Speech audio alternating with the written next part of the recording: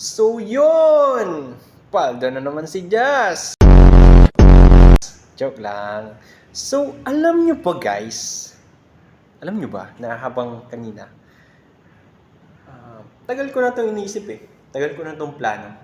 Since buwan ng wika naman ngayon, buwan ng Agosto, ito yung mga salita na kailangan malalalim yung mga pagtagalog natin. Diba? Kaya, nung nakaraan, naisip ko na gumawa ako ng spoken poetry. Diba? Na purong Tagalog about sa ating wika. Pero habang kumakanta ako ng Balang Araw, yung Balang Araw, I Belong to the Zoo. Habang inaawit ko siya, kailan ba makakatulog ng mahimbing? Ito. Tapos biglang pumasok sa isip ko, ting! Sabing ganun. Sabi ko, ay, maganda to ah. Maganda tong spoken poetry. Lagyan ko na lang ng emotion. Diba? Yun yung pumunta sa isip ko. Kaya ngayon, itatry natin yun. Balang Araw, pero spoken poetry version naman. So, wala nang practice. Di na tayo magpa-practice. Wala nang intro. Tag-intro na pala ako. So, wala nang practice. Spoken poetry, Balang Araw. Pero dun lang sa last part. Yan lang natin dun sa last part. Ready na kayo? Kung ready na kayo, ready na rin ako. Kayo lang hinihintay ko. Kidding aside, let's try.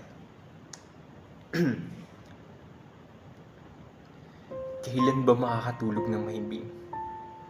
Kahit ilang minuto lang na di ikaw ang nasa isip. Baka pwede lang naman.